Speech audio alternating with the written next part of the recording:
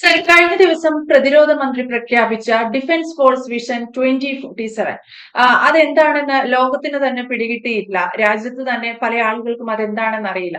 യഥാർത്ഥത്തിൽ എന്തിനാണ് ഇന്നലെ ഒരു ദിവസം ലോകത്ത് സംഘർഷം നിലനിൽക്കുന്ന ഒരു സാഹചര്യത്തിൽ തന്നെ ഇന്ത്യ ഒരു വലിയ പ്രഖ്യാപനം നടത്തുകയാണ്. എന്താണ് യഥാർത്ഥത്തിൽ പ്രതിരോധ മന്ത്രി പ്രഖ്യാപിച്ച ഈ ഡിഫൻസ് ഫോഴ്സ് വിഷൻ 2047? എന്തുകൊണ്ടാണ് ഇതിലൊരു 2047 ഒരു കണക്ക് കൂടി വരുന്നത്? ഇന്ത്യക്ക് സ്വാതന്ത്ര്യം കിട്ടിയെന്നാണ് 1947. 2047 എന്ന് പറയുമ്പോൾ നമ്മൾ സ്വാതന്ത്ര്യം കിട്ടിയിട്ട് 100 വർഷം തികയും. അതാണ് ഈ 2047 പ്രത്യേകത. മറ്റൊരു കാര്യം, മോദി എന്നും പറഞ്ഞിരുന്നത്, മോദിയുടെ വിഷനാണത്, മോദി എന്നും പറഞ്ഞിരുന്നത് ഈ 2047 ആവുമ്പോഴേക്ക് ഇന്ത്യ ഒരു വികസ്വര രാഷ്ട്രത്തിൽ നിന്ന് വികസിത രാഷ്ട്രമാകും എന്നാണ് പറഞ്ഞിരുന്നത്. പക്ഷെ നമ്മൾ ഈ വികസിത രാഷ്ട്രം എന്ന് പറയുമ്പോഴൊക്കെ അതിനകത്ത് നമ്മുടെ ജനങ്ങളുടെ കാര്യങ്ങൾ, ഇവിടുള്ള അടിസ്ഥാന സൗകര്യങ്ങൾ, ഇതേക്കുറിച്ചൊക്കെയാണ് എപ്പോഴും സംസാരിച്ചിരുന്നത്. നമ്മളൊരു ഡിഫൻസ് രംഗത്തോ യുദ്ധരംഗത്തോ വികസിത ശക്തിയാകുമെന്ന് നാം ഇതുവരെ പ്രഖ്യാപിച്ചിട്ടില്ല. പൊതുവെ ഇന്ത്യയുടെ കാര്യം നോക്കുക. അതായത് ഇന്ത്യക്ക് നേരെ ഉണ്ടാകുന്ന ആക്രമണങ്ങൾ ഇല്ലാതാക്കുക, ചെറുക്കുക. നമുക്കൊരു രാജ്യത്തിനെ ആക്രമിക്കുക എന്നുള്ളതൊന്നും നമ്മുടെ സങ്കല്പത്തിലേ ഇല്ലാത്തൊരു കാര്യമാണ്. നിവൃത്തികേട് വരുമ്പോൾ നമ്മൾ ചെയ്യും. ഇതാണ് നമ്മുടെ യുദ്ധതന്ത്രം, ഡിഫൻസിന്റെ തന്ത്രം. ഇതുവരെ 2047 ആകുമ്പോഴേക്ക് ഡിഫൻസ് രംഗത്തും, അതായത് യുദ്ധരംഗത്തോ പ്രതിരോധ രംഗത്തും ഒരു വികസിത ശക്തിയായി മാറും എന്ന ഇന്ത്യയുടെ കാഴ്ചപ്പാടിൽ വന്നിരിക്കുന്ന കാതലായ വളരെ വളരെ പ്രധാനപ്പെട്ട ഒരു മാറ്റമാണ് ഇന്നലെ നമ്മുടെ മാർച്ച് 10 നമ്മുടെ ഡിഫൻസ് മിനിസ്റ്ററായ ഇന്ത്യൻ പ്രതിരോധ മന്ത്രി നമ്മുടെ രാജ്നാഥ് സിംഗ് പുറത്തിറക്കിയത്. അതിന്റെ പേരാണ് ഡിഫൻസ് ഫോഴ്സസ് വിഷൻ 2047. അതിന്റെ മുഴുവൻ പേര്, അതിന്റെ കൂടെ ഒരു എക്സ്റ്റൻഷനും കൂടെ ഉണ്ട്, A road map for future ready Indian military. A road map for future ready Indian military. അതായത് ഭാവിയിലെ ഏറ്റവും അത്യാധുനികമായ ഒരു സൈന്യത്തിലേക്കുള്ള ഒരു റോഡ് മാപ്പാണ് ഇന്നലെ പുറത്ത് വന്നിരിക്കുന്നത്. ഇതുവരെയുള്ള ഇന്ത്യയുടെ കാഴ്ചപ്പാടിൽ നിന്ന് തികച്ചും വ്യത്യസ്തമാണ്. ദീർഘകാലമായ തന്ത്രപരമായ ഒരു പദ്ധതിയാണ് ഇതാണ് അതിനെപ്പറ്റി ആദ്യം പറയാൻ. ഞാൻ നേരത്തെ പറഞ്ഞു എന്തുകൊണ്ട്. ഇതിപ്പം നമ്മൾ സ്വാതന്ത്ര്യം കിട്ടിയിട്ട് നമുക്ക് 75 വർഷം കഴിഞ്ഞു. നമ്മൾ ഇത്രയും നാളും പ്രതിരോധത്തിൽ ഊന്നിയ ഒരു മിലിറ്ററിയാണ് എപ്പോഴും പരിപാലിച്ചു കൊണ്ടുവന്നത്. നമ്മുടെ രാജ്യത്തിന്റെ പോലും സങ്കല്പം അങ്ങനെയായിരുന്നു. നേരെ മറിച്ച് ഇപ്പോ നമ്മൾ ചുറ്റും നോക്കുകയാണെങ്കിൽ കാര്യങ്ങളുടെ പോക്ക് അത്ര ശരിയല്ല. എന്തുകൊണ്ടാണ് അമേരിക്ക നമ്മളോട്, പലപ്പോഴും നമ്മൾ കേൾക്കാറില്ലെങ്കിലും, അമേരിക്ക നമ്മളോട് അങ്ങനെ ചെയ്യൂ, ഇങ്ങനെ ചെയ്യൂ, ഇല്ലെങ്കിൽ ഞങ്ങൾ അങ്ങനെ ചെയ്യും എന്ന് പറയുന്ന എന്താണ്? അമേരിക്കയ്ക്ക് ഒഫൻസീവായിട്ടൊരു ഫോഴ്സ് കപ്പാസിറ്റി ഉള്ളത് കൊണ്ടാണ്. അതായത് ലോകത്തെ ഏത് സ്ഥലത്തും അവരുടെ ഫോഴ്സ് പ്രാവർത്തികമാക്കാൻ കഴിവുള്ള ഒരു സൈന്യ സംവിധാനം അമേരിക്കയ്ക്കുണ്ട്. ഈ അമേരിക്കയുടെ ഇപ്പം നടന്ന ഒരുപക്ഷെ ഓപ്പറേഷൻ സിന്ദൂറിന് ശേഷം നമ്മളോട് കാട്ടിയ ചില ചെറിയ ഗുണ്ടായിസങ്ങൾ, അത് ഫലപ്രദമായോ ഇല്ല എന്നുള്ളതൊക്കെ മറ്റൊരു ചോദ്യമാണ്. പക്ഷേ അങ്ങനെ ഒരാൾ ഗുണ്ടായിസം കാണിക്കാൻ വരുമ്പോൾ അതിന് തിരിച്ച് അതേ നാണയത്തിൽ മറുപടി പറയുവാൻ ഇന്ത്യൻ സൈന്യത്തിനെ പുനഃസംഘടിപ്പിക്കണം എന്നുള്ള കാഴ്ചപ്പാടിന്റെ പുറത്താണ് ഇത് വന്നിരിക്കുന്നത്. എന്താണ് ഈ വിഷൻ 2047 എന്ന് ഞാനൊന്ന് പറയാം. അടുത്ത 20-25 വർഷം കൊണ്ട് ഇന്ത്യൻ സൈന്യത്തെ എങ്ങനെ രൂപാന്തരപ്പെടുത്തണം, ഇപ്പോഴത്തെ സങ്കല്പത്തിൽ നിന്ന് മാറി എങ്ങനെ രൂപാന്തരപ്പെടുത്തണം എന്നുള്ളതാണ് അതിന്റെ ദീർഘകാല റോഡ് മാപ്പ്. ഇത് തയ്യാറാക്കിയിരിക്കുന്നത് ഇന്റഗ്രേറ്റഡ് ഡിഫൻസ് എന്ന് പറഞ്ഞിട്ട് ഒരു പുതിയ സംവിധാനം ഇന്ത്യയിൽ നിലവിൽ വന്നിട്ടുണ്ട്, ഡിപ്പാർട്ട്മെന്റ്. അതായത് ഇന്റഗ്രേറ്റഡ് ഡിഫൻസ് സ്റ്റാഫ്, അവരാണ് ഇത് കൊണ്ടുവന്നിരിക്കുന്നത്. എന്താണ്? ആധുനിക സാങ്കേതിക വിദ്യ ഉപയോഗിക്കുന്ന ഒരു സൈന്യമായിരിക്കണം ഇന്ത്യൻ സൈന്യം ഭാവിയിൽ എന്നുള്ളതാണ്. നമ്മളിപ്പോ കണ്ടതൊന്നും അല്ല ഉദ്ദേശിക്കുന്നത്. അതുപോലെ തന്നെ എത്രയും വേഗത്തിൽ പ്രതികരിക്കാൻ കഴിയുന്ന ഒരു പ്രത്യേക സാഹചര്യം ലോകത്തിന്റെ ഏത് ഭാഗത്തുണ്ടായാലും അതിന് ഇന്ത്യക്ക് പ്രസക്തമാണെങ്കിൽ അതിനു വേണ്ടി ഏറ്റവും വേഗത്തിൽ പ്രതികരിക്കാൻ കഴിയുന്ന ഒരു സൈനിക സംവിധാനം ഇന്ത്യക്ക് വേണം എന്ന് ഇപ്പോഴത്തെ ഭരണകർത്താക്കൾ കരുതുന്നു. മാത്രമല്ല, ഇതുവരെ പറഞ്ഞ സങ്കല്പങ്ങളിൽ നിന്ന് മാറി ലോകത്തിലെ തന്നെ ഏറ്റവും പ്രധാനപ്പെട്ട സൈനിക ശക്തിയായി ഇന്ത്യയെ ഉയർത്തുക എന്നുള്ളതും കൂടി അതിന്റെ ഒരു ലക്ഷ്യമാണ്. അതായത് ഭാവിയിലെ യുദ്ധങ്ങൾക്ക്, അത് ലോകത്തെവിടെയും ചെന്ന് ചെയ്യുവാനുള്ള യുദ്ധങ്ങൾക്ക് തയ്യാറാക്കാൻ ഇന്ത്യൻ സൈന്യത്തിനെ രൂപകൽപ്പന ചെയ്യുക, അല്ലെങ്കിൽ ഇപ്പോഴുള്ള രൂപകൽപ്പന മാറ്റിമറിക്കുക എന്നുള്ളതാണ് ഇതിന്റെ ഏറ്റവും പ്രധാനപ്പെട്ട ലക്ഷ്യം.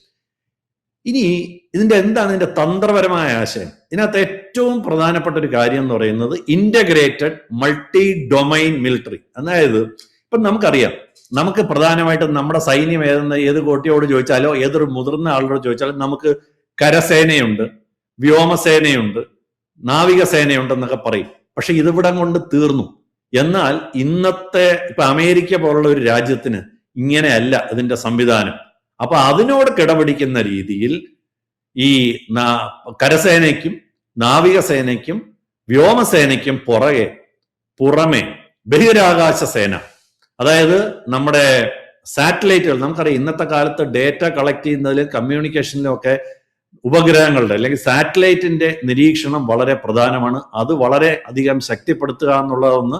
രണ്ട്, നമ്മുടെ ബഹിരാകാശത്തെ സാറ്റലൈറ്റുകളെ മറ്റൊരു രാജ്യം അവരുടെ സാറ്റലൈറ്റുകൾ ഉപയോഗിച്ചോ മിസൈൽ ഉപയോഗിച്ചോ ആക്രമിക്കുകയാണെങ്കിൽ അതിനെ പ്രതിരോധിക്കുക, വേണ്ടി വന്നാൽ അവരുടെ ഉപഗ്രഹങ്ങളെയും സാറ്റലൈറ്റുകളെയും തകർക്കുക, അതായത് സാറ്റലൈറ്റ് വാർഫെയർ. അതിനു വേണ്ടിയുള്ള ഒരു സ്പേസ് സേന അല്ലെങ്കിൽ അങ്ങനെ ഒരെണ്ണം കൂടി ഇന്ത്യ ഇപ്പോൾ വിഭാവനം ചെയ്യുന്നു. മറ്റൊരു വളരെ പ്രധാനപ്പെട്ട കാര്യം ഒരു സൈബർ മിലിറ്ററി ഫോഴ്സ്, അതായത് ഒരു ഡിജിറ്റൽ യുദ്ധത്തിന് വേണ്ടിയുള്ള അതിപ്പോ നമ്മുടെ കരസേനയിലോ നാവികസേനയിലോ അല്ലെങ്കിൽ എയർഫോഴ്സിലോ പെടുന്ന സാധനമല്ല. അതുപോലെ തന്നെ വിവര സാങ്കേതിക യുദ്ധം ചെയ്യുവാൻ വേണ്ടിയുള്ള ആർട്ടിഫിഷ്യൽ ഇന്റലിജൻസ് ആയിക്കോട്ടെ, ഇലക്ട്രോണിക് വാർഫെയർ ആയിക്കോട്ടെ, അതിനു വേണ്ടിയുള്ള ഒരു സേന. അപ്പൊ ചുരുക്കം പറഞ്ഞാല് നമുക്ക് 3 എണ്ണം ഉണ്ടായിരുന്നു. ഇത് 3ഉം ഇൻഡിപെൻഡന്റ് ആയിട്ടാണ്. ഇതിനകത്ത് എന്താണ് ഇതിനകത്ത് തിയേറ്റർ കമാൻഡ് എന്ന് പറയുന്ന ഒരു സംവിധാനം നമ്മളിപ്പോ നോക്കുകയാണെങ്കിൽ പല വാർത്തകളും വരുന്നത് അമേരിക്കയുടെ സെൻട്രൽ കമാൻഡിൽ നിന്നാണ്. അതായത് ഇറാൻ യുദ്ധത്തുമായിട്ട് അവർ കൈകാര്യം ചെയ്യുന്ന അമേരിക്കയുടെ സെൻട്രൽ കമാൻഡാണ് അത് കൈകാര്യം ചെയ്യുന്നത്. എന്താണ് ഈ കമാൻഡ്? തിയേറ്റർ കമാൻഡ് എന്ന് പറയുന്നത് ഒരു വലിയ മാറ്റമാണ്. നമുക്കിപ്പോ ഒരു യുദ്ധം നടക്കുന്നു, ഞാൻ ഇതുവരെയുള്ള കാര്യമല്ല, ഒരു കുറച്ച് നാൾ മുന്നേ വരെ ഉണ്ടായിരുന്ന ഒരു കാര്യമാണ് പറയുന്നത്. ഒരു യുദ്ധം നടക്കുന്നു, അവിടെ കരസേനയാണോ വ്യോമസേനയാണോ നാവികസേനയാണോ പ്രസക്തമെന്ന് തീരുമാനിക്കുന്നത് പലപ്പോഴും നമ്മുടെ പ്രതിരോധ മന്ത്രി കഴിഞ്ഞു കഴിഞ്ഞാൽ താഴോട്ട് പിന്നെ ഈ 3 തലവന്മാരാണ്. നാവികസേനാ തലവൻ, വ്യോമസേനാ തലവൻ, നമ്മുടെ മിലിറ്ററിയുടെ തലവൻ. ഇവരെ വിളിച്ചിട്ട് നമ്മൾ പറയും, അല്ലെങ്കിൽ അവർ കൂടിയിരുന്ന് ആലോചിക്കും. അപ്പൊ അവർ പറയും ഇത് നമ്മളല്ല നല്ലത്, നിങ്ങളായിരിക്കും നല്ലത്, ഇതിനകത്ത് കരയിൽ നിന്നുള്ള മിസൈൽ ആയിരിക്കും നല്ലതെന്ന് ഒരുപക്ഷെ കരസേന പറയും. വ്യോമസേന പറയും ഞങ്ങളെ കൊണ്ട് അത് ചിലപ്പോൾ ചെയ്യാൻ പ്രയാസമായിരിക്കും എന്ന് പറയും. അല്ലെങ്കിൽ വ്യോമസേന പറയും ഞങ്ങൾക്ക് അതവിടെ ചെല്ലുമ്പോൾ ചിലപ്പോൾ ഒരു ആൾനാശം ഉണ്ടാകാനുള്ള സാധ്യതയുണ്ടെന്ന് പറയും.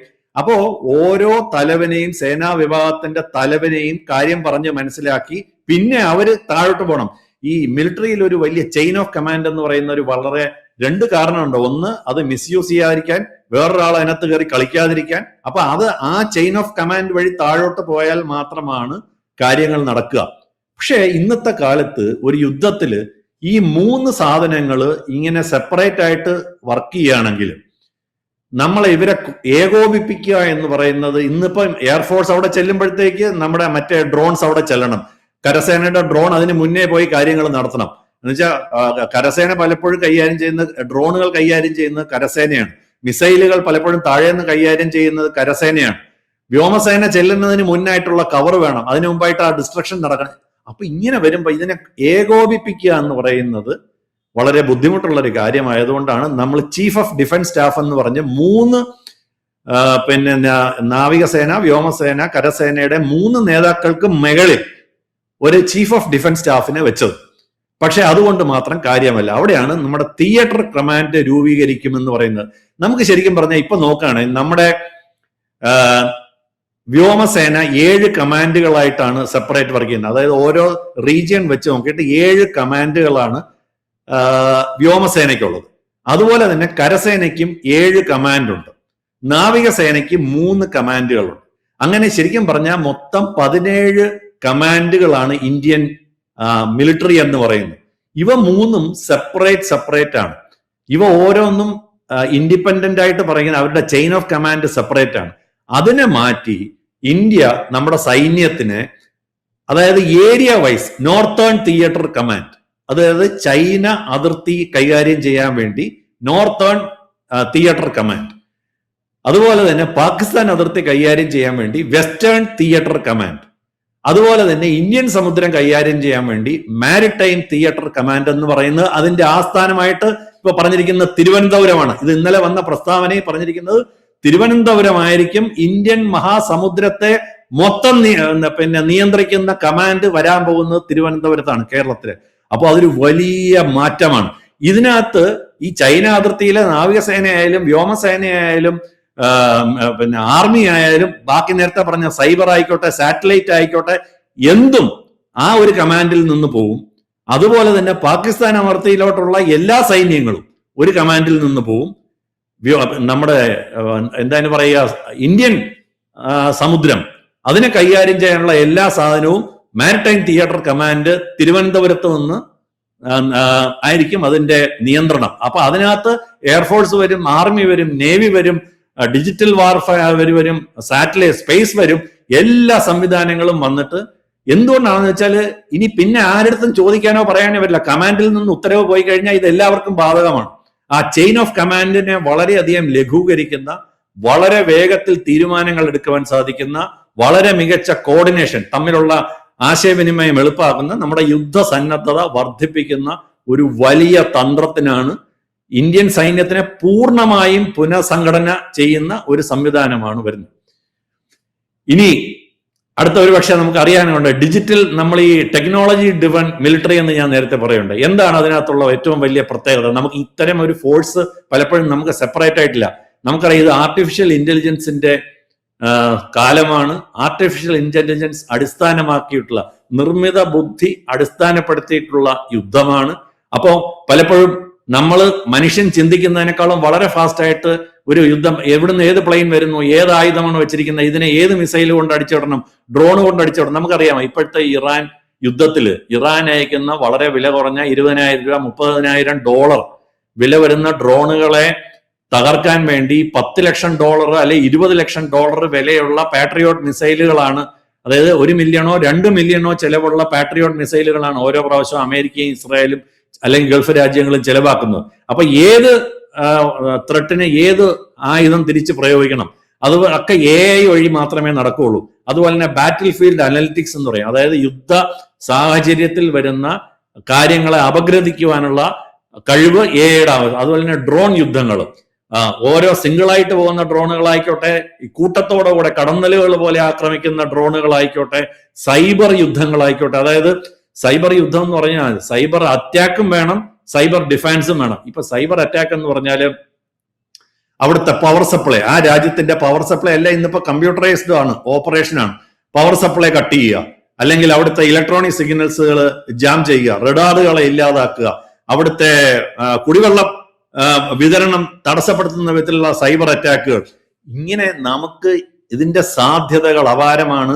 അമേരിക്കയും ഇസ്രായേലും ഒക്കെ ഇതാണെന്ന് മറ്റ് ശത്രു രാജ്യങ്ങളോട് പ്രയോഗിക്കുന്നത്. ചൈനയും ഇതിന്റെ വലിയ ആശാന്മാരാണ്. അപ്പൊ അവരുമായിട്ട് എതിർക്കണമെങ്കിൽ നമ്മുടെ സൈബർ അറ്റാക്ക് കേപ്പബിലിറ്റി വർദ്ധിപ്പിക്കണം. അതുപോലെ തന്നെ ഇവർ ഇത്തരം ആക്രമണം നമ്മുടെ രാജ്യത്തിന് നേരെ കൊണ്ടുവരികയാണെങ്കിൽ അതിനെ പ്രതിരോധിക്കണം. ഞാൻ നേരത്തെ പറഞ്ഞു സാറ്റലൈറ്റ് വാർഫെയർ.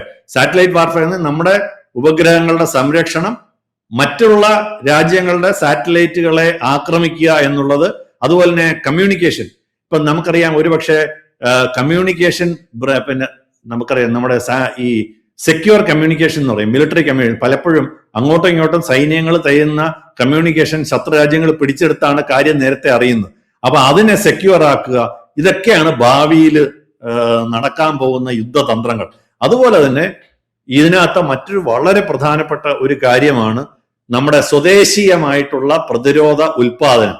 അതായത് നമ്മുടെ സ്വന്തമായിട്ടുള്ള ഫൈറ്റർ ജെറ്റുകള്, ഡ്രോണുകള്, മിസൈലുകള്, സബ്മറൈനുകള്, സൈബർ സിസ്റ്റംസ്, ഈ സൈബർ വാർഫെയർ സിസ്റ്റത്തിന് വേണ്ടിയുള്ള എല്ലാ സംവിധാനങ്ങളും സ്വദേശമായി തന്നെ ഉണ്ടാക്കുക.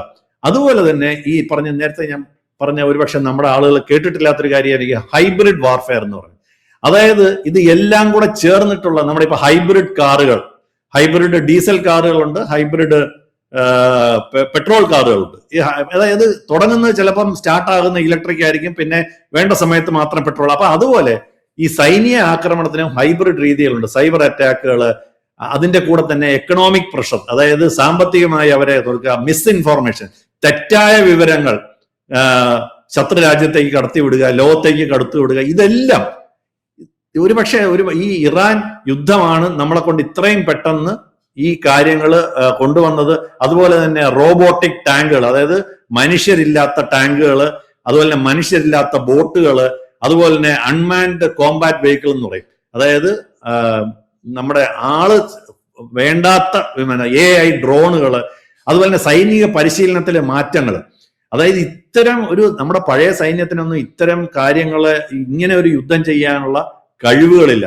ഇപ്പൊ തന്നെ നമുക്കറിയാം, നമ്മള് 1 ലക്ഷം നമ്മുടെ സൈനികരെ ഡ്രോൺ പറപ്പിക്കാനും ഡ്രോൺ വഴി ആക്രമണം നടത്തുവാനുമുള്ള പരിശീലനം നൽകി കഴിഞ്ഞിട്ടുണ്ട്.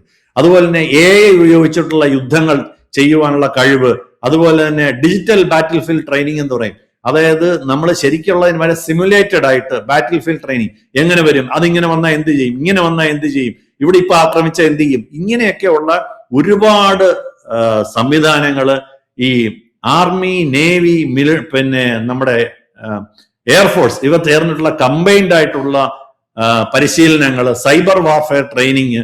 അതുപോലെ തന്നെ ഇപ്പൊ നമുക്കറിയാം 2047 നമ്മൾ എന്തൊക്കെ വെല്ലുവിളികളായിരിക്കും നൽകുക. ചൈന അതിവേഗം മുന്നോട്ട് പോയിക്കൊണ്ടിരിക്കണം, പാകിസ്ഥാനും നിവർത്തികേട് കൊണ്ട് അവരും പുതിയ കാര്യങ്ങൾ ചെയ്യാൻ തുടങ്ങും. അതുപോലെ തന്നെ നമ്മുടെ സമുദ്രമേഖല നമുക്കറിയാം, ഇപ്പൊ നോക്കുക ഹോർമൂസ് കടലിടുക്ക്, നമ്മൾ അടുത്ത ഒരു സെഷനിൽ അത് സംസാരിക്കുന്നുണ്ട്. ഹോർമൂസ് കടലിടുക്കില് പ്രശ്നം വന്നു കഴിഞ്ഞപ്പോൾ നമ്മുടെ ഗ്യാസ് സിലിണ്ടറിന്റെ വില കൂടുന്നു, നമ്മുടെ ഇവിടെ പെട്രോൾ കിട്ടുമോ എന്നുള്ള സംശയം. അപ്പൊ അതുകൊണ്ട് ഈ ലോകത്തിന്റെ എവിടെ വേണമെങ്കിലും നമുക്ക് പ്രൊട്ടക്ഷൻ, നമ്മുടെ താല്പര്യങ്ങൾ സംരക്ഷിക്കാൻ വേണ്ടിയുള്ള ഒരു സൈന്യത്തെയാണ് 2047 കൂടി വാർത്തെടുക്കാൻ ശ്രമിക്കുന്നത്. ലോങ് റേഞ്ച് മിസൈലുകള്, മിസൈൽ ഡിഫൻസ് സിസ്റ്റങ്ങള്, റാപ്പിഡ് റെസ്പോൺസ് ടീമുകള്, നെറ്റ്വർക്ക് സെൻട്രിക് വാർഫെയർ എന്നൊക്കെ പറയും. അപ്പൊ ഇത് ഇന്ത്യയെ ഒരു ആഗോള ശക്തിയാക്കി മാറ്റുക എന്ന് പറയുന്ന വലിയ ഒരു സ്വപ്നം, അതാണ് അതായത് കടൽ ഭരിക്കുന്നവൻ ലോകം ഭരിക്കും എന്നുള്ളതൊരു വലിയ സങ്കല്പമാണ്. അതുകൊണ്ട് നമ്മൾ 3 പുതിയ എയർക്രാഫ്റ്റ് കാരിയറുകളാണ് ഇതിനകത്ത് സങ്കല്പിച്ചിരിക്കുന്നത്, പുതുതായിട്ട് ഉണ്ടാക്കാൻ പോകുന്നത്. ഇത് ഘട്ടം ഘട്ടമായിട്ട് നടപ്പാക്കാമെന്ന് പറയാം. അപ്പൊ അതിൻ്റെ അടുത്ത് നീതു ആദ്യം ചോദിക്കുകയുണ്ടായി 2047 വരെ കാത്തിരിക്കണമെന്ന്. അങ്ങനല്ല, 2025 മുതൽ 2030 വരെ സമയത്തേക്ക് ഈ തിയേറ്റർ കമാൻഡ് ഇപ്പൊ തന്നെ നിലവിൽ വന്നു കഴിഞ്ഞിട്ടുണ്ട്. അതുപോലെ തന്നെ ഡ്രോണും AI ഇന്റഗ്രേഷനും ഈ 2030 മുന്നേ തന്നെ നടക്കും. 2030 മുതൽ 40 വരെ അഡ്വാൻസ് വെപ്പൺ, ലോകത്തിലെ ഏറ്റവും ബെസ്റ്റ് വെപ്പൺസും ആയുധങ്ങളും ഇന്ത്യൻ സൈന്യത്തിന് നേടുക. പിന്നെ ഈ ഓട്ടോണോമസ് സിസ്റ്റം, അതായത് ആള് പോകാത്ത പ്ലെയിനുകൾ, ആള് പോകാത്ത ടാങ്കുകൾ, ആള് പോകാത്ത ബോട്ടുകൾ, ഇതൊക്കെ 2040 ആകുമ്പോഴത്തേക്ക് വരും. 2040 മുതൽ 47 ആവും വരേക്ക് ലോകത്തിലെ ഏറ്റവും മികച്ച സൈന്യമാക്കി ഇന്ത്യൻ സൈന്യത്തിനെ മാറ്റുക എന്നുള്ള വലിയ ഒരു സ്വപ്നമാണ് ഇന്നലെ വന്നിരിക്കുന്നത്. അത് ഒരുപക്ഷെ ഇറാൻ ആക്രമിക്കാൻ വേണ്ടി അമേരിക്ക നടത്തിയ ശ്രമങ്ങളും അതിന് അമേരിക്ക എടുത്ത തയ്യാറെടുപ്പുകളും സൈബർ അറ്റാക്കുകളും നമ്മുടെ ഇൻഡോ പസഫിക് റീജിയണിൽ വരുന്ന വലിയ അപകടങ്ങളും വെല്ലുവിളികളും ഒക്കെയാണ് ഇതിന് പ്രധാന കാരണം. ഇതൊരു 2047 യുദ്ധം AI യുദ്ധമായിരിക്കും, ഡ്രോൺ യുദ്ധമായിരിക്കും, സൈബർ യുദ്ധമായിരിക്കും, സ്പേസ് യുദ്ധമായിരിക്കും. അതിനുവേണ്ടി ഇന്ത്യ തയ്യാറെടുക്കുന്നതിനുള്ള വലിയ പ്രതിരോധ ചെലവുകളൊക്കെ ഒരു 10-15 ഇരട്ടിയാണ് 2047 ആകുമ്പോഴത്തേക്ക് ഇപ്പോഴത്തതിനേക്കാളും ഉണ്ടായിരുന്ന ഈ പ്രൊഡക്ഷൻ. അതിനെപ്പറ്റിയൊക്കെ വിശദമായിട്ട് പറഞ്ഞു കഴിഞ്ഞാൽ ഒരുപക്ഷെ നമുക്ക് സമയമില്ലാത്തതുകൊണ്ട് അത് വേണമെങ്കിൽ പിന്നൊരിക്കലാകാം. ഇതാണ് എനിക്ക് ഇതിനെക്കുറിച്ച് പറയാനുള്ളത്. നീതു, എന്തെങ്കിലും നീതുവിന് ചോദിക്കാനുണ്ടെങ്കിൽ ഞാൻ അത് ഉത്തരം പറയാം. ഇല്ല, വളരെ വ്യക്തമാണ്. സാറ് സൂചിപ്പിച്ചതുപോലെ തന്നെ ഈ വിഷയത്തെക്കുറിച്ച് നമ്മൾ സംസാരിച്ചാൽ തീരുമെന്ന് എനിക്ക് തോന്നുന്നില്ല. അത്രയേറെ വലിയൊരു പദ്ധതിയാണ്, അല്ലെങ്കിൽ അത്രയേറെ വലിയൊരു ശൃംഖല പോലെ ഇങ്ങനെ ചേർന്ന് പോകുന്ന വലിയ രീതിയിലാണ് ഡിഫൻസ് ഫോഴ്സ് വിഷൻ 2047 കഴിഞ്ഞ ദിവസം ഇന്ത്യ പ്രഖ്യാപിച്ചിരിക്കുന്നത്. പ്രതിരോധ മന്ത്രി തന്നെ വ്യക്തമാക്കി കഴിഞ്ഞു ഏത് നിലയിലാണ് 2047 ഇന്ത്യൻ പ്രതിരോധ നിരയെ ലോകത്തിന് മുന്നിൽ എത്തിക്കാൻ പോകുന്നതെന്ന്. വിനോദ് സാർ പറഞ്ഞതുപോലെ ലോക ശക്തിയാവാനുള്ള ഇന്ത്യയുടെ കുതിപ്പിൽ അതിനിർണായകമായ ഒരു പ്രഖ്യാപനമാണ് കഴിഞ്ഞ ദിവസം നടന്നതെന്ന് തന്നെ പറയാം. വ്യക്തമാണ്. Thank you sir. കൂടുതൽ വാർത്തകളും വിശേഷങ്ങളും നിങ്ങളിലേക്ക് എത്താൻ ABC മലയാളം സബ്സ്ക്രൈബ് ചെയ്യുക, ബെൽ ബട്ടണും അമർത്തുക.